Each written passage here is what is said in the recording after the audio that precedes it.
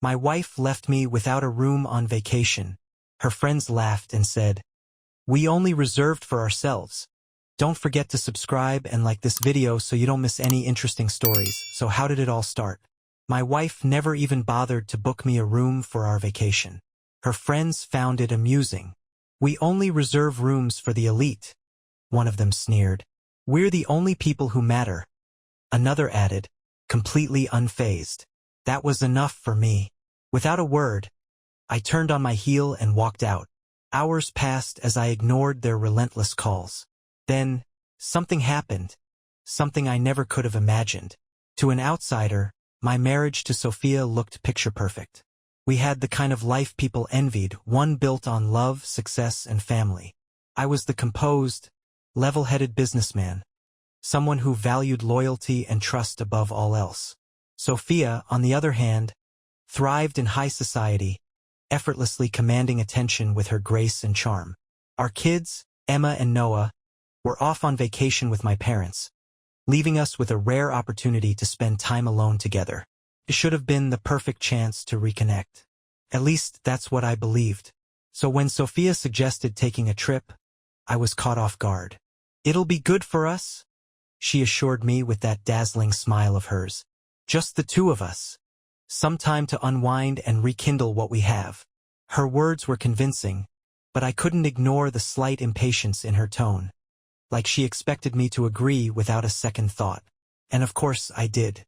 Questioning Sophia had never been my instinct. I trusted her implicitly. Besides, she had a point. We could use a break. She took full control of the planning, insisting she knew exactly what we needed. "I'll take care of everything," she said with a flick of her perfectly manicured hand. I didn't argue. Sophia had a way of taking charge while making it seem like she was doing me a favor. In truth, I was relieved to have one less thing on my plate, especially with the demands of running a business constantly weighing on me. As the trip approached, Sophia's excitement was a whirlwind. She spent hours researching resorts, booking spa treatments, and picking out the perfect vacation outfits. I simply went along with it, nodding at all the right times, letting her enthusiasm drive the moment. I told myself this was her way of showing she still cared about us, about our marriage. But as the departure date neared, an unsettling feeling crept in. It wasn't anything obvious, just a vague sense that something wasn't quite right. Sophia's excitement felt almost rehearsed, her determination to handle every little detail unusually rigid. Still, I pushed my doubts aside. Felt wrong to question her. I wasn't the kind of man who second-guessed his wife. When the day of our trip finally arrived, I watched her pack with a precision that hinted at experience. "Are you sure you've got everything?" I teased. "Looks like you packed enough for a month." She let out a light-hearted laugh, waving off my comment. "You know me. I'm always prepared." As we headed to the airport, I finally let myself relax. Maybe this really was what we needed. A break from the distractions of everyday life. A chance to find each other again. I glänst over at Sophia.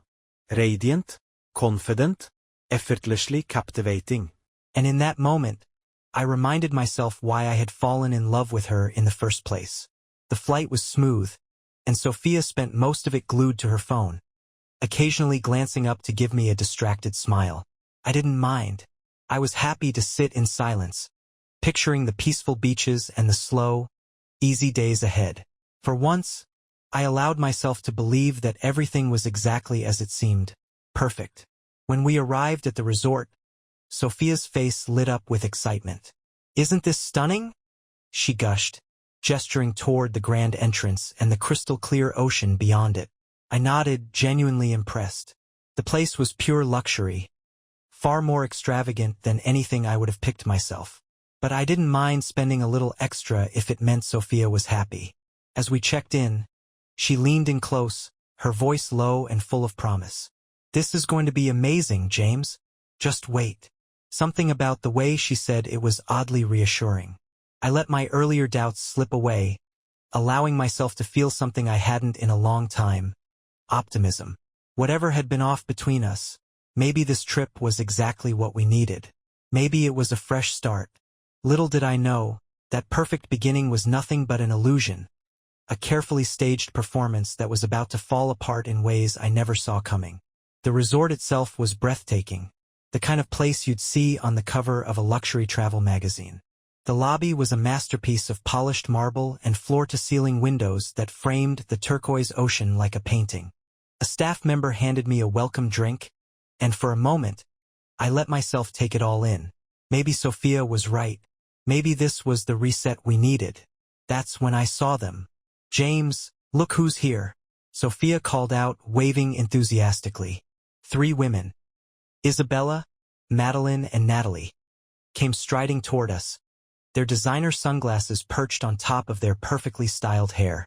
Their presence filled the space like an oncoming storm, all high-pitched laughter and over-the-top greetings. I blinked, thrown off. This was supposed to be a private trip, just the 2 of us. Sophia hadn't mentioned anyone else joining us. Isabella reached us first, throwing her arms around Sophia in a tight hug. "Liv, you look amazing. I can't believe we're finally doing this," she gushed. "This place is incredible," Natalie added, her gaze sweeping across the opulent surroundings. "Leave it to Sophia to pick the best." I stood there, feeling like an outsider in what was clearly a prearranged gathering. Sophia turned to me, her smile wide and bright. "James, you remember Isabella, Madeline, and Natalie, don't you?"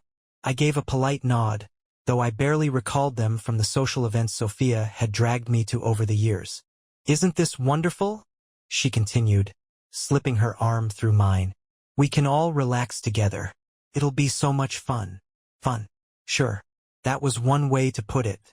The group naturally drifted toward the plush seating area in the lobby, where drinks and appetizers were already waiting for them, like they had been expected all along. I followed behind them, still wrapping my head around the fact that this trip wasn't just for the 2 of us. As the women settled in, their laughter filled the space, lively and unfiltered. Sophia was in her element, effortlessly commanding attention, steering the conversation with ease. I tried to chime in here and there, but every attempt was either met with a polite, dismissive nod or seamlessly redirected back to Sophia. Then came the subtle digs. "James, you're so lucky," Madeline said with a smile. "Sophia takes care of everything. I don't know how you'd manage without her." "Let's be honest," Isabella added, swirling her drink. "Sophia's the real powerhouse, isn't she? Running the household, keeping up with all of us, and still finding time for you." They laughed, raising their glasses in mock celebration. I forced a smile, swallowing the sting. Sophia didn't defend me. If anything, she leaned into it, basking in their praise. "Well, someone has to keep things running," she said lightly, lifting her glass. "James has his business, but I'm the glue that holds everything together." Another round of cheers. Another round of me sitting there, drinking in silence, wondering how I had ended up here. As the evening dragged on, the conversation drifted to extravagant vacations, designer labels, and exclusive social events, none of which interested me in the slightest. Sophia would glance at me every so often, her smile a mix of amusement and something else I couldn't quite pinpoint. Satisfaction, maybe?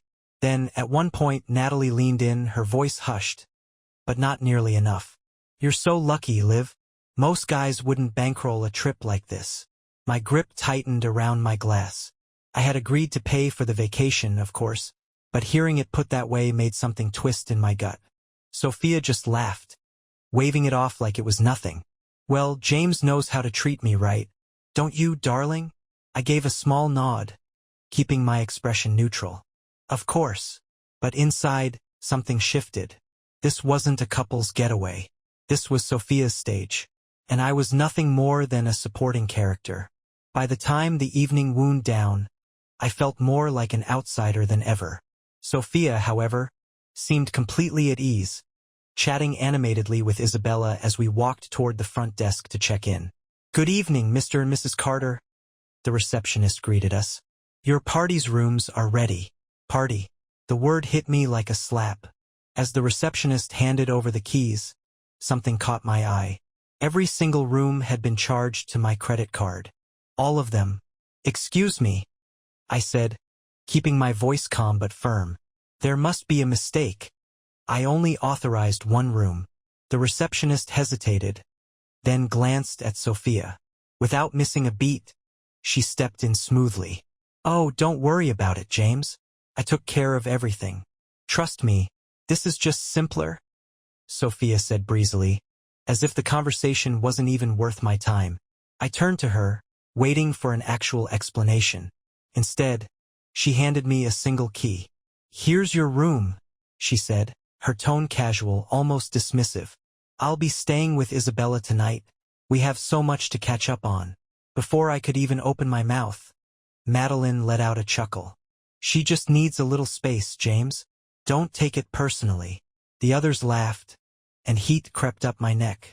Sophia didn't even glance in my direction as she distributed the rest of the keys to her friends, who accepted them without hesitation. We only book rooms for the elite, Natalie teased, flashing me a grin. And just like that, it all clicked. This wasn't a romantic getaway. It had never been about us. This was Sophia's show, her exclusive retreat, fully funded by me. I looked at her, my face unreadable. Enjoy your evening, I said evenly, slipping the key into my pocket. Then, without another word, I turned and walked out of the lobby. Outside, the evening air was crisp and cool, but it did nothing to ease the frustration burning inside me. Laughter from inside still echoed in my ears, their amusement at my expense ringing loud and clear. The resort was breathtaking under the setting sun, but its beauty felt different now. Tainted, hollow, laced with the sting of betrayal. I stood there for a moment, breathing deeply, trying to push down the storm rising in my chest. I wasn't the type to make a scene, I never had been. But this was another level of disrespect, even for Sophia. Steeling myself, I turned back inside. Maybe this was just a misunderstanding. Maybe I'd misread the situation. I needed clarity. I made my way to the front desk, where the receptionist greeted me with a polite smile. Mr. Carter, is there something I can assist you with? Yes, I said, keeping my voice steady. I noticed all the rooms are under my credit card. Could you confirm the total booking details for me? There was the briefest hesitation before she nodded and began typing on her keyboard. Of course, sir.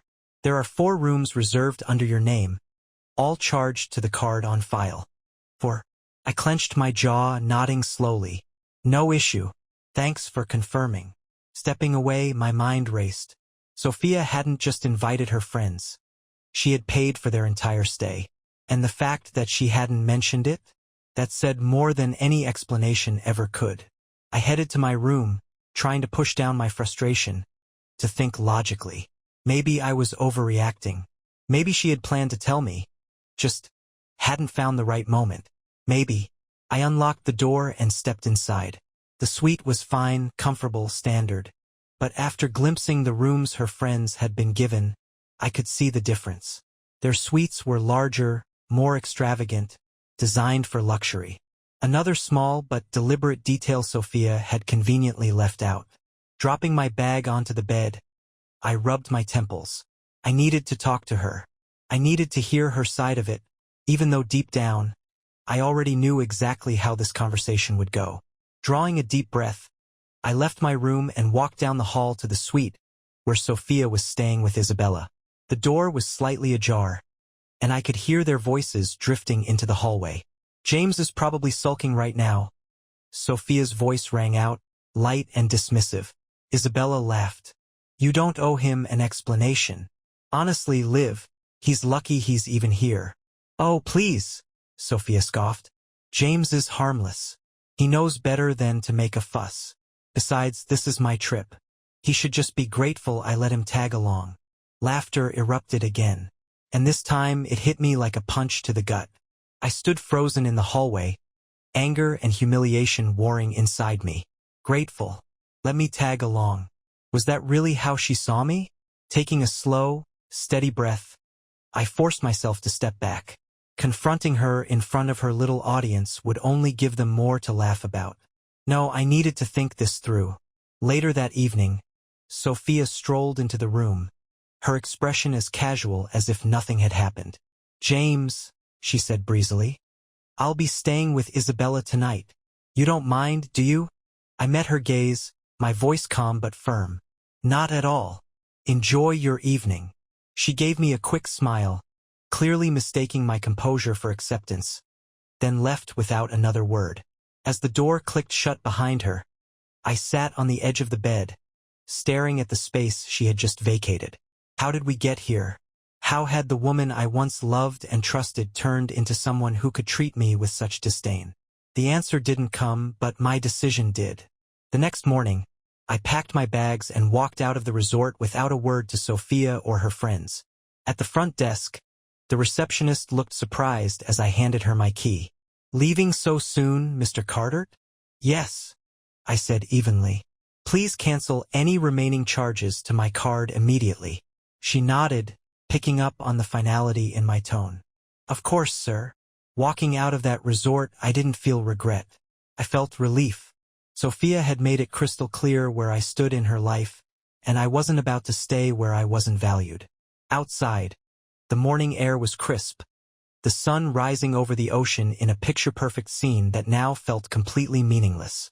I pulled my phone from my pocket, opened my banking app, and began canceling every card Sophia had access to. Then, without hesitation, I made one more call to my lawyer. Mr. Carter, how can I help you? I'd like to begin drafting divorce papers, I said, my voice steady. Today. The drive home was quiet, the kind of silence that forces you to confront every thought, every doubt, every simmering emotion. I replayed the past 24 hours over and over, each detail only sharpening my resolve. Sophia's betrayal wasn't just about money. It was about the complete lack of respect, the mockery, the disregard for everything I thought we had. When I finally pulled into the driveway, the sight of my home felt like an old friend greeting me. It was a stark contrast to the false luxury of the resort, and for the first time in a while I felt like I was where I belonged. But even here, Sophia's presence lingered, woven into the life we'd built together, now tainted with her manipulation. I walked straight to my office, shutting the door behind me. This space had always been my sanctuary, lined with bookshelves, a large oak desk, the place where I had made countless decisions that shaped my business. But this decision was different. It wasn't about contracts or clients. It was about reclaiming my life. I opened my laptop and logged into our joint accounts. The numbers on the screen stared back at me, a stark reminder of how much Sophia had benefited from my trust. With a few keystrokes, I froze every account she had access to, ensuring she wouldn't spend another dime of mine without my knowledge. Next, I called the credit card company. The representative on the other end was cheerful, almost too cheerful for the gravity of what I was about to do. Yes, I'd like to cancel all cards associated with my account, I said, my tone steady. Right away, Mr. Carter. May I ask the reason for cancellation? Fraudulent activity? I didn't hesitate. Yes, the word tasted bitter, but it was the truth. I wasn't going to let it continue. With my finances locked down, I turned my attention back to the divorce papers. My lawyer, Victoria, was as efficient as ever. I'll have the first draft ready by tomorrow, she assured me. Do you want to include any stipulations regarding the house or other assets? Yes, I said firmly. The house stays with me, and I want to make sure custody arrangements are fair for the kids. They don't deserve to be caught in the middle of this. Victoria's tone was professional yet empathetic. Understood. I'll make sure everything is in order. By the time I hung up, the weight on my chest had lessened slightly. I was taking control piece by piece, and it felt good. Meanwhile, I could only imagine Sophia back at the resort, basking in her so-called freedom. She probably hadn't even noticed I was gone yet. Or maybe she had and was too proud to care. Either way, it didn't matter. Soon enough, she'd realize the consequences of her actions. As the day faded into evening, I allowed myself something I hadn't enjoyed in a long time. A quiet dinner alone, free from tension, free from performative conversations. I poured myself a glass of wine, savoring the silence, savoring the peace that had been missing from my life for far too long. The next morning I checked my phone. No messages from Sophia. Not even a single missed call. It was almost laughable. I was her husband, the man who had funded her entire lifestyle, and she couldn't even be bothered to check in. Around noon, my phone buzzed. Not a call, just a notification. One of the credit cards I'd canceled. Sophia was trying to use it. A slow smile tugged at the corners of my mouth as I pictured the scene. Sophia, standing at a boutique register, swiping the card with confidence, only to be met with a sharp decline. Her friends watching, judgmental and curious. The perfect image she had built starting to crack. I didn't feel guilty. Not even a little. She had made her choices. Now she was facing the consequences. Over the next few hours, more notifications rolled in. Spa treatments, room service, designer boutiques. Each transaction denied one by one. Sophia's spending spree was unraveling in real time, and I didn't lift a single finger to stop it. By evening, the calls started. First, just one. A single ring before silence. Then another, more persistent. I ignored them all, letting her desperation build. Finally, I turned my phone off entirely, sinking into the couch with a sense of satisfaction I hadn't felt in years. Sophia had spent so long thinking she could control me, manipulate me, but she was wrong. This wasn't the calm before the storm. The storm had already begun, and Sophia was about to find out just how much damage it would cause. The calls started early the next morning. My phone buzzed relentlessly, Sophia's name lighting up my screen over and over again. I let it ring, savoring the irony. For years, I had been the one reaching out, trying to bridge the gaps between us, only to be dismissed, ignored.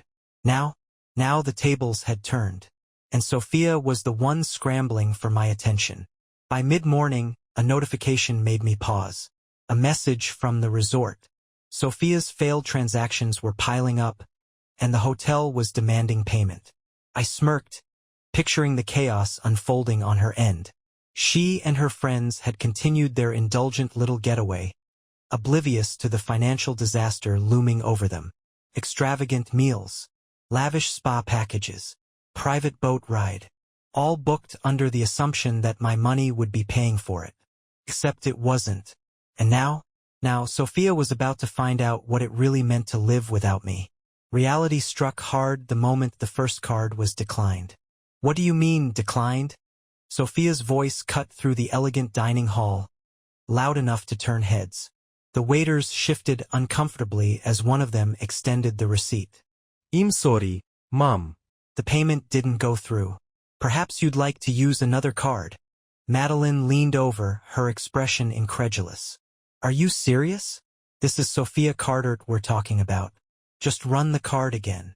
I've already tried, ma'am, the waiter replied, his tone still polite but firm.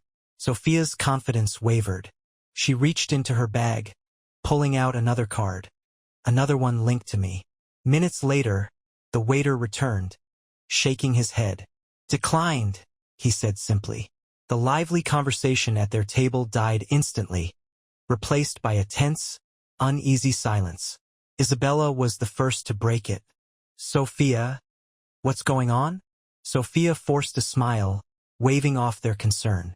It's just a mistake. James must have moved some things around. I'll sort it out. But as the hours passed and more transactions failed, the cracks in Sophia's facade grew wider. Resort staff approached her with increasing urgency, their polite professionalism giving way to firm demands for payment. Meanwhile, back home, I watched it all unfold from a distance, my phone lighting up with alerts each time she tried, and failed, to use a card. It was like watching a slow-motion train wreck, and I couldn't look away. By the end of the day, Sophia's desperation reached its peak. My phone rang, her name on the screen. Again. This time I answered. James, she started, her voice forced into a calm she clearly didn't feel. There seems to be an issue with the credit cards. The resort staff is saying they're declined. Can you check on that for me?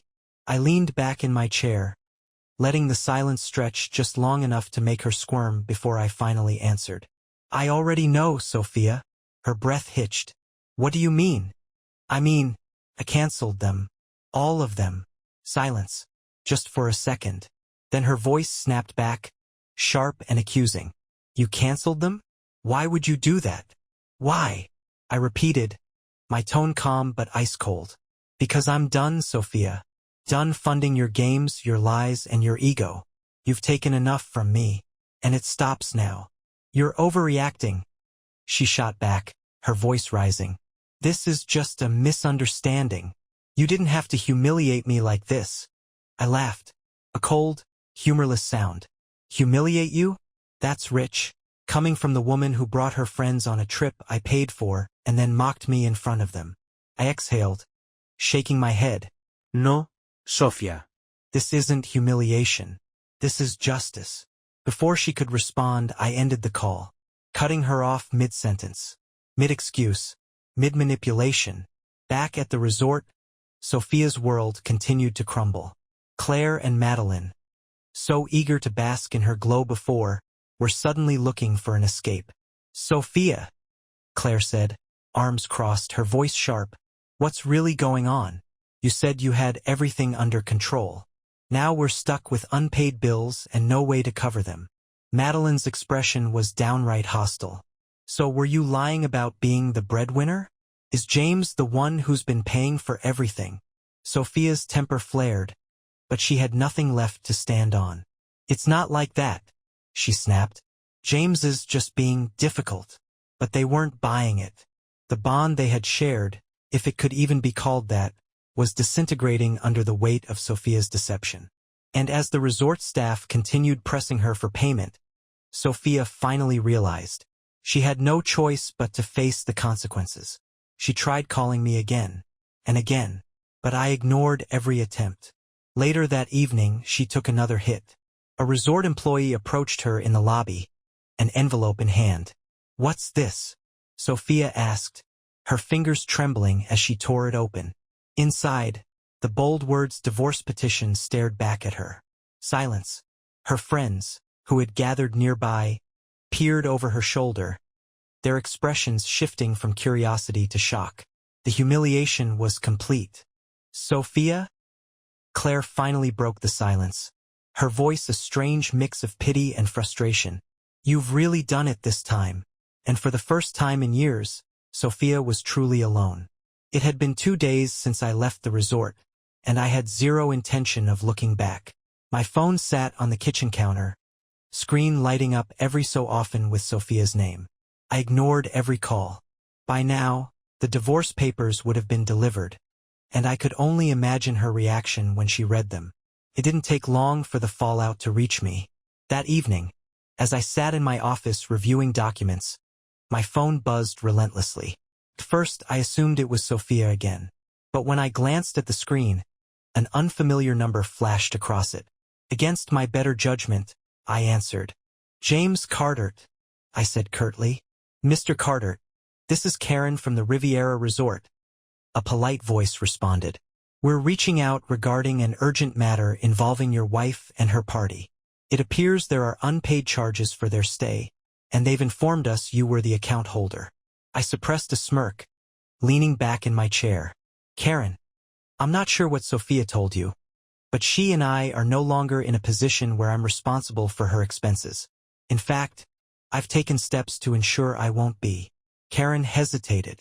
I could hear the uncertainty in her voice. I understand, sir, but the charges are significant. We were hoping to resolve this amicably. I have no doubt, I replied, my tone cool. But Sophia and her friends are adults. They can figure it out. I didn't give her a chance to argue. Good luck, I said, and hung up. Shaking my head, I exhaled slowly. Sophia had spent years relying on me to clean up her messes. But those days, they were over. Back at the resort, Sophia's world was imploding. The moment the divorce papers landed in her hands, the resort staff's patience ran out. They demanded immediate payment, their professional smiles slipping into something colder. If the balance wasn't settled immediately, they would be forced to involve local authorities. James can't do this, Sophia fumed, pacing the lobby. The divorce papers crumpled in one hand, her phone clenched in the other. He's being petty. He'll cave. He always does. The resort manager didn't so much as blink. "Ma'am, this is a business matter. We require payment in full before your party can continue to use our facilities." Claire, who had been silently watching the entire spectacle, finally snapped. "Sophia, what is going on?" she demanded. "First, the cards are declined, and now we're being told the bills haven't even been paid? You said you had this covered," Madeline added, arms crossed, her tone razor-sharp. Sophia's grip on her phone tightened. "I did, James." Madeline scoffed. "Don't even try it. You lied to us, didn't you? All that talk about being the breadwinner." She shook her head. "It was all James's money, wasn't it?" Sophia glared at her, her composure cracking. "That's not the point," she snapped. "James is being vindictive. He canceled everything without warning. Maybe," Claire cut in, voice dripping with ice, "because he's finally tired of your games." The weight of those words settled over the room like a storm cloud. The tension was thick, palpable. Sophia, once the untouchable queen bee of their little circle, was now exposed, vulnerable. And the same women who had once thrived under her generosity, they were turning on her. When the resort staff demanded their passports as collateral, the final shred of Sophia's dignity shattered. Her empire had fallen, and all she could do was watch. Sophia had no choice. With no money, no options, and no pride left to cling to, she was forced to make the call, the one she had been dreading. Her brother. She begged for a loan, her voice low, forced into humility she never thought she'd have to endure. He agreed reluctantly, but not without a lecture that had her seething by the time she hung up. But the damage was already done. By the time the payments cleared, Claire and Madeline had made their decision. They packed their bags without a second thought, their expressions cold, their patience gone. "This isn't what I signed up for," Claire said, her voice devoid of emotion. "You can find your own way home, Sophia." Madeline shot her a scornful look. "Good luck with your divorce. You're going to need it." And just like that, Sophia was alone. The next morning, she returned home, clinging to the hope of some semblance of normalcy. Instead, she was met with locked doors and a note taped to the front. She snatched it up, eyes scanning the words, her stomach sinking deeper with every line. "Sophia, your belongings have been packed and sent to your brother's house. Please contact Victoria Smith for any further communication. She'll handle the rest. James." The note was short, impersonal, final. Sophia stood frozen on the porch, staring at the life she had taken for granted. Inside, I sat with a cup of coffee, watching her through the window. It wasn't out of cruelty. It was out of clarity. This was the life she had chosen, and I wasn't going to let her drag me down with her anymore. After several minutes, she finally turned away, her shoulders slumped. I watched her drive off, her car disappearing down the street. Relief settled over me, but not without a dull ache of what could have been. This wasn't how I had imagined our marriage ending, but it was the only path forward. And for the first time in years, I felt free. The house was quiet, not the heavy, suffocating silence that had filled it before. When Sophia and I would sit in separate rooms, avoiding each other, pretending things weren't falling apart. No, this was a clean silence, a blank slate. I sat by the window, sipping my coffee, letting the weight of everything settle. A part of me felt heavy, pulled down by the wreckage of what once was. But another part, one I hadn't felt in years, felt light, untangled from her manipulation, from her ego, from her constant need to control everything. But the hardest part still lay ahead. I didn't want my children, Emma and Noah, to hear about the divorce through whispered gossip in Sophia's social circle or catch snippets of it through overheard conversations. They deserved honesty, but the right kind, one that didn't burden them with the weight of our adult conflicts. That evening, after they returned from their trip with my parents, I sat them down in the living room. Their laughter still echoed in my ears as they excitedly recounted their adventures. Their joy so pure, so unaffected. I hated to break it, but I had to. I took a breath. "Emma, Noah." My voice was steady, but soft. There's something important I need to talk to you about. Their smiles faded as they exchanged glances. Is everything okay, Dad? Noah asked. I nodded. It will be, I assured them. But things are going to change. Emma frowned. Change how? I exhaled slowly, choosing my words carefully. Your mom and I have decided to separate. Emma's eyes widened. Separate? What do you mean? I met their gazes, steady and reassuring. It means we won't be living together anymore, I explained gently. Your mom and we've had problems for a long time, and this is the best decision for all of us. But why? Emma's voice cracked. Her young mind was struggling to grasp the complexity of what I was saying. I leaned forward, making sure they both saw the truth in my eyes. Sometimes, even when two people care about each other, they realize they're not happy together. It's no one's fault, and it doesn't change how much we love you. Noah was quiet for a moment, his brow furrowed in thought. So, Mom's leaving? He asked hesitantly. Yes, I said gently. She's staying with your uncle for now, but you'll still get to see her. She'll always be your mom, and that's something that won't ever change. Emma sniffled, and I reached out, gently holding her hand. I know it's tough to understand right now, but I promise we'll get through this together. You two mean the world to me, and I'll always be here for you. They both nodded slowly, their faces a mix of sadness and confusion. It wasn't an easy conversation to have, but it was necessary. I needed them to feel secure, even as our family dynamic shifted. The next few days felt like a blur of adjustments. I focused on setting a steady routine for the kids, making sure they felt safe and loved. I took them to school, helped with their homework, and even planned movie nights to take their minds off the tension hanging in the air. Meanwhile, Sophia's downfall continued. News of her financial troubles and our impending divorce spread like wildfire through her circle. The friends who once flocked to her for parties and favors were now pulling away, unwilling to be associated with someone whose life had crumbled. Her brother, James, called me once, frustration evident in his voice. She's a mess. She's blaming everyone except herself. I don't know how to deal with her anymore. I sighed and leaned back in my chair. She'll have to figure it out. I've done everything I can. Do you think she'll change? He asked. I hesitated, unsure. I don't know. That's on her. At the same time, I started to feel a sense of relief without Sophia's constant demands and criticism weighing me down. It was like I finally had space to focus on myself. I drove to work each day, pouring my energy into new projects. I even reconnected with old friends, people I hadn't seen in years because Sophia had always found ways to keep me locked into her world. One evening, while I was helping Noah with his science project, he paused, looked up at me and said, "Dad, you seem happier." The simplicity of his words caught me off guard. I smiled and ruffled his hair. "Thanks, buddy. I think I am."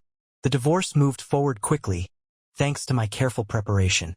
Victoria, my lawyer, handled everything efficiently, ensuring the settlement was both fair and firm. Sophia fought it at first, but she quickly realized she didn't have much of a leg to stand on. By the time the divorce was finalized, I felt a sense of closure. It wasn't the life I had planned, but it was one I could rebuild. A life grounded in honesty, respect, and the deep love I had for my kids. As for Sophia, her isolation grew. Without the financial cushion and social status she once enjoyed, she was forced to confront the consequences of her choices. Whether she'd learn from them was no longer my concern. What mattered was that I had my children, my peace, and for the first time in years, a future that felt full of possibilities. The fallout was over, and in its place stood the promise of a new beginning. When I made the decision to cut Sophia off completely, I knew it would force her to face the reality of her choices. What I didn't expect was how quickly her world would start to fall apart. The woman who had once basked in the glow of high society, surrounded by sycophants, was now staring down a harsh reality. Life without me as her safety net. It all started with whispers from her friends, Claire and Madeline, who hadn't hesitated to share their side of the story with everyone after they abandoned Sophia at the resort. The news of Sophia's unpaid bills and the humiliation of receiving divorce papers in the middle of a luxury vacation spread like wildfire. Her carefully crafted image of a powerful, independent woman crumbled in an instant. Sophia had always thrived on being the center of attention, the life of every party. But now she was the subject of mockery. Invitations to events dried up, and those who had once showered her with compliments now avoided her calls. The socialite who once held the power to command a room was now an outcast. Her brother Jacob, reluctantly, took her in after she left the resort. During those first few weeks, Jacob called me often, his frustration obvious. "James, she's impossible," he said one evening, his voice filled with exhaustion. "She won't take responsibility for anything. She blames you for everything. The divorce, the money, even her friends turning their backs on her." I sighed and leaned back in my chair. "She needs to wake up, Jacob. She made this mess herself. I can only focus on moving forward for the kids and myself," I added. Jacob groaned. "I know. I just wish she'd realize how good she had it. You gave her everything, James, and this is how she repays you." "She'll figure it out," I replied. "Or she won't. But it's no longer my problem." Despite his frustration, Jacob still tried to help her. He suggested she look for a job, but Sophia scoffed at the idea. The woman who had once criticized me for working long hours now found herself unwilling and unprepared to do the same. "I can't work a regular job, Jacob," she snapped during one of their arguments, which she later recounted to me. "Do you know how humiliating that would be? People are already talking," Jacob shot back. Meanwhile, I was thriving without Sophia's constant demands and drama. I found myself rediscovering who I was. My business began to grow as I poured my energy into new projects. More importantly, my relationship with Emma and Noah became even stronger.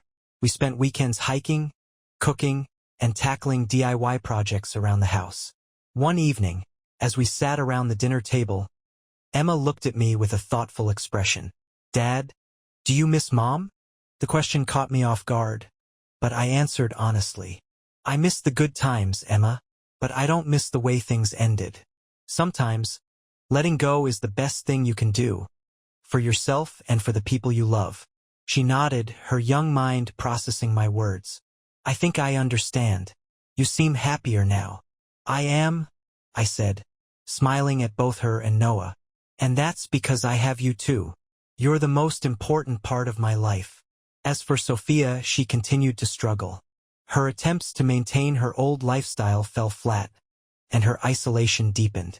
She reached out to a few acquaintances, hoping to revive old friendships, but all they offered were polite excuses and vague promises to catch up soon. One day she called me. I debated whether to answer, but ultimately decided it would be better to listen to her than to shut her out entirely. "James," she started, her tone softer than I'd heard in years. "I just wanted to talk." "What do you need, Sophia?" I asked, keeping my voice as neutral as possible. There was a long pause before she responded. "I wanted to say I'm sorry for everything," she said quietly. "I didn't realize how much I depended on you until it was all gone. I know I messed up, and I don't expect you to forgive me. But I needed to tell you." Her words caught me off guard, but I didn't let myself relax. "I appreciate the apology," I said carefully, "but an apology doesn't erase what happened. I've moved on, Sophia, and I think it's time you do the same." She sniffed, and for a brief moment, I felt a twinge of sympathy. But I reminded myself of all the times I tried to fix things, only to be met with contempt or indifference. "Take care of yourself, Sophia," I said before ending the call. After that, I heard from her less and less. Jacob told me that she had finally started looking for work, though progress was slow. She was beginning to realize the hard way that the world doesn't cater to those who take it for granted. As for me, I focused on the future. I wasn't bitter or angry anymore. I was simply free. Sophia's isolation was a direct result of her own choices, and while I didn't wish her any harm, I had no intention of letting her drag me back into her chaos.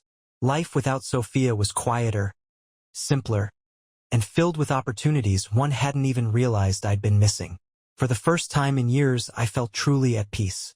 Months had passed since Sophia walked out of my life, leaving behind the wreckage of our marriage. During that time, I had built something stronger, something more fulfilling. Not just for me, but for Emma and Noah, too. It hadn't been easy, but it had been worth it. Sophia's apology stayed with me, her voice so unexpectedly soft that it had struck a chord. For years, she had been the center of everything, absorbing all the attention while I quietly supported her. Hearing her admit fault was surprising, but it wasn't enough to undo what had already been done. One afternoon, as I worked in my home office, my phone buzzed. It was Sophia. I hesitated for a moment, then answered. "James," she began, her voice tentative. "I wanted to ask if we could meet, just to talk in person." "About what?" I asked, careful not to let my guard down. "Everything," I said. "I need to apologize properly. Please." After a long pause, I agreed. "All right, tomorrow at the cafe near the park. Noon." The next day I arrived early. My emotions were a mix of curiosity and apprehension. Sophia walked in a few minutes later, looking different. She wasn't wearing her usual designer clothes, and her hair wasn't perfectly styled. She looked tired, humbled, as though she'd been through a storm and was still trying to find her footing. "Thank you for coming," she said, settling into the chair across from me. I nodded, waiting for her to begin. "I've had a lot of time to think," she started, her hands tightly clasped on the table. "About us, about what I did to you, to our family. And I realize now just how selfish I was. I took you for granted, James. You gave me everything. And I repaid you by treating you like you didn't matter." Her words were raw, unrefined, and they took me by surprise. "I don't know if you'll ever forgive me," she continued, her voice cracking. "But I needed to tell you how sorry I am. For the lies, the manipulation, and for making you feel like you were less than you really are. You didn't deserve that." I looked at her, trying to read her expression for any sign of insincerity. But all I saw was a woman who had been broken by her own choices, now trying to rebuild herself. "I appreciate the apology," I said, finally breaking the silence. "But, Sophia, forgiveness doesn't mean going back to what we had. Too much has happened, and I can't trust you the way I used to." She nodded, tears rolling down her cheeks. "I understand," she said quietly. "I don't expect us to go back to how things were. I needed to make things right, even if it's only with words." We sat in silence for a while, the weight of everything unspoken hanging between us. "How are the kids?" she asked softly. "They're doing well," I replied. "They miss you, but they're adjusting. I've done my best to keep things stable for them." She smiled weakly. "You're a good father, James. Better than I ever gave you credit for." Her words struck deeper than I expected. For years, I had been the quiet strength in our family, the one who made sacrifices without ever being acknowledged. Hearing her say that was both validating and bittersweet. "I'll always be there for them," I said, my voice steady. "And I hope you'll do the same." She nodded, wiping her eyes. "I will. I'm trying to rebuild my life, trying to be someone they can be proud of again." We parted ways that day, not with reconciliation, but with closure. There was a sense that the wounds we'd inflicted on each other were finally starting to heal. In the weeks that followed, I saw glimpses of Sophia making an effort to change. She reached out to the kids more, attending their school events, and genuinely trying to reconnect. I gave her the space to do that, knowing it was important for Emma and Noah to have both of their parents in their lives. As for me, I kept moving forward. I had started seeing someone. A kind, genuine woman named Emily, who valued me for who I was, not just for what I could provide. Our relationship was still new, but it felt different, felt real. One evening, as I sat on the porch with Emily, watching the sunset, I couldn't help but reflect on how far I'd come. The betrayal that once consumed me now seemed like a distant memory. Sophia's apology had served as a reminder that even the deepest wounds could begin to heal. But it also solidified my determination to never settle for less than I deserved. Life wasn't perfect, but it was mine. And for the first time in years, I felt like I was exactly where I was meant to be. The early morning sunlight streamed through the living room window, casting a warm glow across the room. It was a new day, another step forward in a life that finally felt like it was mine. I sat at the kitchen table, sipping my coffee, while Emma and Noah talked excitedly about their plans for the weekend. Their laughter filled the house, a sweet reminder of what truly mattered. It hadn't been easy getting here. The road from betrayal to this moment had been filled with anger, heartbreak, and doubt. But now, as I looked at my children and the life we were rebuilding, I felt a peace I hadn't known in years. "Dad, can we go to the park later?" Noah asked, his eyes shining with excitement. "Of course," I replied, smiling. "How about we pack a picnic and make a day of it?" Emma's face lit up. "Can Emily come too?" she asked, catching me off guard, but only for a moment. Emily had become a steady presence in our lives, her warmth and kindness slowly weaving into the fabric of our family. She'd met Emma and Noah a few weeks ago, and to my relief, they adored her.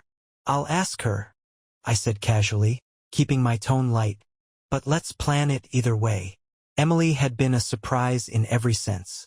After years of feeling invisible in my marriage, she saw me for who I was, a father, a man, someone worth valuing. Her presence wasn't overwhelming or demanding. It was steady, supportive, and filled with quiet joy. Later that afternoon, we met at the park. Emily arrived with a basket of snacks. Her easy smile lit up the day as Emma and Noah dashed ahead toward the playground, leaving Emily and me to set up a blanket under a shady tree. "You're spoiling them," I teased, watching her unpack cookies and sandwiches. "They deserve it," she shrugged, offering a smile. "And so do you." Her words made me stop for a moment. For so long, I'd believed my value was only tied to what I could provide. Emily, however, reminded me that I was enough just as I was. As the day passed, I watched my kids playing, their laughter blending with the park sounds. Emily sat beside me, her hand resting lightly on mine, and I realized something profound. I was happy, truly deeply happy. Meanwhile, Sophia was finding her own way. She had finally landed a job at a local boutique, far removed from the high society events she once thrived on. It wasn't glamorous, but it seemed to be teaching her the value of hard work and responsibility. She had also started to mend things with Emma and Noah, calling regularly, asking about their lives, and even attending a few school events. The bitterness that once defined our interactions was fading, replaced by a fragile truce. One evening, after a school play, Sophia approached me in the parking lot. "James," she began, her voice tentative, "thank you for letting me be part of their lives. I know I don't deserve it, but I'm grateful." I nodded, keeping my expression neutral, but not unkind. "It's not about what you deserve, Sophia. It's about what they deserve. And they deserve to have both parents in their corner." Her eyes shimmered with unshed tears, but she said nothing more. We parted ways, a silent understanding between us, a sign of how far we had come. As the months passed, my life continued to evolve in ways I hadn't expected. Emily and I grew closer, our relationship deepening with trust and respect. She encouraged me to pick up hobbies I had long neglected: photography, hiking, even cooking. One evening, as we prepared dinner together, she paused, her expression thoughtful. "James," she said gently, "have you ever thought about what's next? Not just for us, but for you." I paused, considering her question. "I think I'm already living it," I replied. "For the first time in years, I feel like I'm exactly where I'm supposed to be." She smiled warmly. I'm glad. "You deserve this." The days turned into weeks and the weeks into months. Life wasn't perfect. It never would be. But it was real. And it was mine. Sophia's chapter in my life had closed, but the lessons it had taught me would stay with me forever. The importance of self-respect, the power of forgiveness, and the value of authenticity. One evening, as I stood on the porch, watching Emma and Noah play in the yard with Emily by my side, I felt an overwhelming sense of gratitude. The road to this moment had been long and painful, but it had led me to a place of peace, love, and hope. This was my new beginning,